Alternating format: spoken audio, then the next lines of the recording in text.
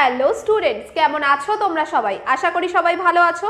তো তোমাদেরকে প্রথমেই একটা নিউজ দিয়ে রাখি যে জলপাইগুড়িতে আইসিডিএস ওয়ার্কার পদের রেজাল্ট প্রকাশিত হয়ে গেছে এবং সেখানে অনেকেই সিলেক্টেড হয়েছে। এবং এখানে আমাদের একটা খুশির খবর হলো যে আমাদের অনেক স্টুডেন্ট সিলেক্টেড হয়েছে এবং ইউটিউবে আমরা যে ফ্রি ক্লাস করিয়েছি সেখান থেকেও অনেকে উপকৃত হয়েছে।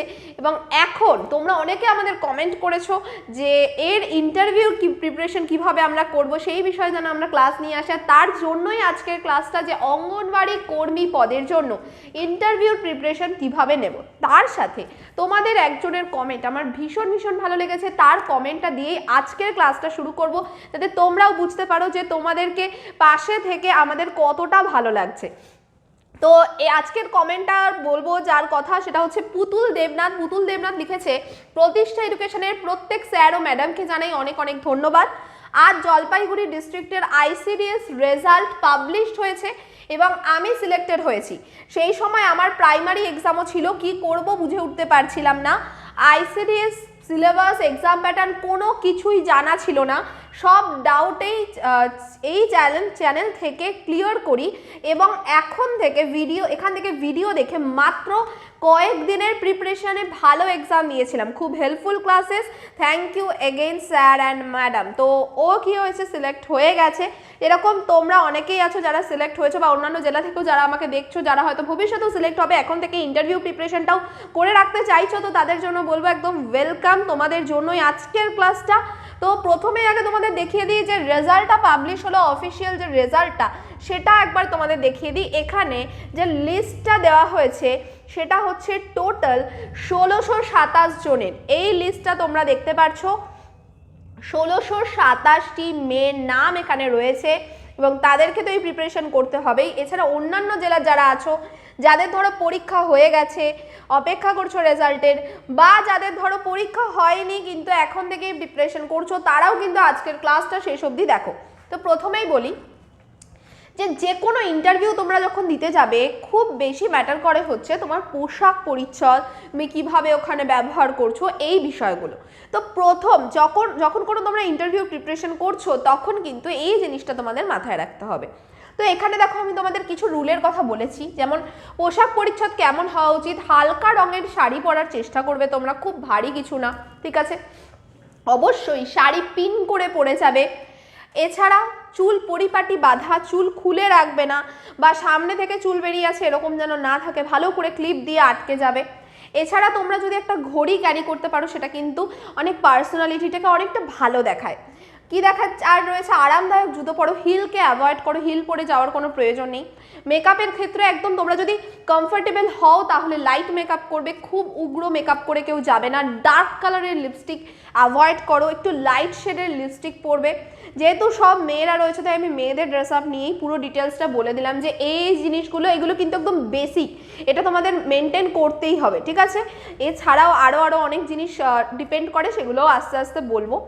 যখন তুমি ঢুকছো তখন কোনো একটা সম্বোধন করে, যে আমি কি স্যার আসতে পারি, বা আমি কি ম্যাম আসতে পারি বলে ঢোকো। বা তোমরা সকালবেলা ইন্টারভিউ দিলে গুড মর্নিং বলে তারপরে জিজ্ঞাসা করো যে আসছি, বা আসছি বলে ঢোকার পরে গুড মর্নিং বলো সবাইকে। তো এই জিনিসগুলো কিন্তু তোমাদেরকে করতে হবে। আরেকটা বিষয় যেটা সবাই নেগলেক্ট করে যাও, সেটা বলি, যখন তোমার ইন্টারভিউ দেওয়া হয়ে গেল, কখনো কিন্তু তুমি উঠে পিছন ঘুরে বেরিয়ে যাবে না।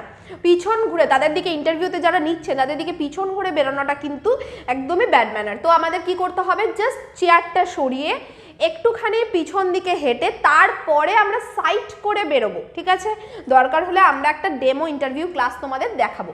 এবার চলে আসি যে কীরকম কি প্রশ্ন হতে পারে। যেমন ধরো আইসিডিএস রিলেটেড কোশ্চেন থাকবে, এটুকু তোমাদের বলে দিলাম, কারণ তোমরা এর জন্য ইন্টারভিউ দিতে যাচ্ছ, তাহলে এই রিলেটেড কোশ্চেন থাকবেই।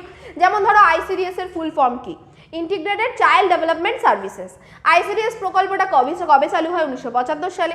আইসিডিএস প্রকল্পে শিশুদের বয়স কত ধরা হয়, 0 থেকে 6 বছর বয়সী। পদমর্যাদার ভিত্তিতে কে সব থেকে উপরে রয়েছে আইসিডিএস এর ক্ষেত্রে, সিডিপিও। তো এরকমই ছোটখাটো প্রশ্ন তৈরি হতে পারে। আমি কিন্তু আজকে সব প্রশ্ন আনিনি, আমি তোমাদের পয়েন্টগুলো বলছি।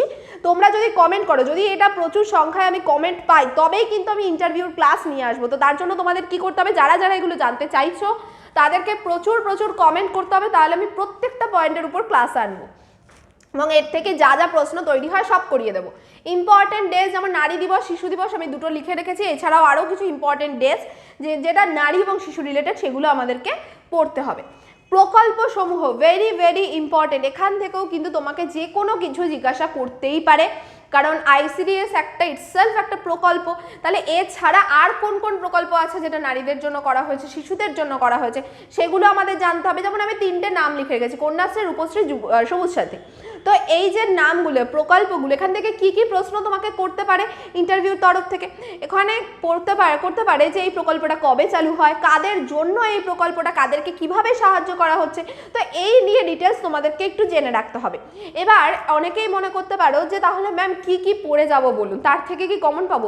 এটা বলে রাখি, ইন্টারভিউ কিন্তু ওরকম হয় না যে তুমি যেটুকু পড়ে গেলে সেটুকুর মধ্যে থেকে আসলো। তুমি একটা ওভারঅল ধারণা নিজের কাছে নিয়ে গেলে, এবার তোমার ইন্টারভিউ সামনে ধরো কোনো একটা জিকের প্রশ্ন তোমার মনে পড়ছে না, তো এতে কিন্তু ঘাবড়ানোর কোনো বিষয় নেই। ইন্টারভিউ মানেই যে তোমাকে সব সঠিক উত্তর দিতে হবে এরকম না, তুমি ওইখানে জিনিসটা কিভাবে হ্যান্ডেল করছো তার উপরে নির্ভর করছো। তোমাকে ভালোভাবে বলতে হবে, যদি তুমি না জানো যে না স্যার না আমার এটা জানা নেই, খুব ভালোভাবে এটা পরিষ্কারভাবে বলে দাও। এটা কোনো রকমের মানে তোমার কোনো ফল্ট না, কেউ একজন একটা জিকে নাই জানতে পারে, ঠিক আছে? তো এর জন্য কিন্তু মার্কসের হেরফের হয় না, তোমরা এটা ভেবো না। তো আমাদেরকে কি করতে হবে, নিজেদের মতো করে প্রিপারেশন করতে হবে, তারপরে আমাদের ওখানে গিয়ে জিনিসটা হ্যান্ডেল করতে হবে, সিচুয়েশন হ্যান্ডেল করতে হবে। তার জন্য দরকার হলে আমরা আস্তে আস্তে ডেমো ইন্টারভিউ দেবো, ঠিক আছে? তো সেটাও যদি তোমরা চাও কমেন্ট সেকশনে জানাবে, তোমাদের যা যা দাবি আছে সেই অনুযায়ী কিন্তু আমরা ক্লাস আনবো। এছাড়া দেখো, এই হচ্ছে আমি 3টে পয়েন্ট তোমাদেরকে বলে দিলাম যে এই পয়েন্টগুলোর উপরে ইন্টারভিউতে কোশ্চেন আসতে পারে। আরও কিছু কিছু জিনিস যেটা ধরো আমি বলবো নারী এবং শিশু রিলেটেড যে রোগগুলো থাকে সেগুলো নিয়ে, তোমরা যে জেলা থেকে ইন্টারভিউ দিতে যাচ্ছ সেই জেলা সম্পর্কে ভালোভাবে জেনে যাও, নিজেদের ব্লক সম্পর্কে, নিজেদের পঞ্চায়েত সম্পর্কে ভালোভাবে জেনে যাও। তোমার জায়গায় বা তোমার লোকালিটিতে যদি কোনো দর্শনীয় বস্তু থাকে, দর্শনীয় স্থান থেকে থাকে, সেটা তোমাদের জেনে যেতে হবে, বা কোনো যদি উল্লেখযোগ্য ব্যক্তিত্ব থেকে থাকে সেটা তোমাকে জেনে যেতে হবে। এই রকম ছোট ছোট কিছু কিছু পয়েন্ট তোমাদেরকে জাস্ট জেনে যেতে হবে। এবার যে জেলা থেকে আছো সেটা তো বলবেই, আমি তাদের জেলায় যা যা কোশ্চেন তৈরি হতে পারে সেগুলোও তৈরি করে দেবো তোমাদের জন্য। তোমরা অলরেডি জানো, আগেও আমরা এখানে প্রচুর ভিডিও দিয়েছি, ক্লাসেস দিয়েছি, তো সেরকমই তোমরা কমেন্ট করলে অবশ্যই আমরা ক্লাসেস নিয়ে আসবো। তো আজকে এই পর্যন্তই, সবাই ভীষণ ভালো থেকো, থ্যাংক ইউ।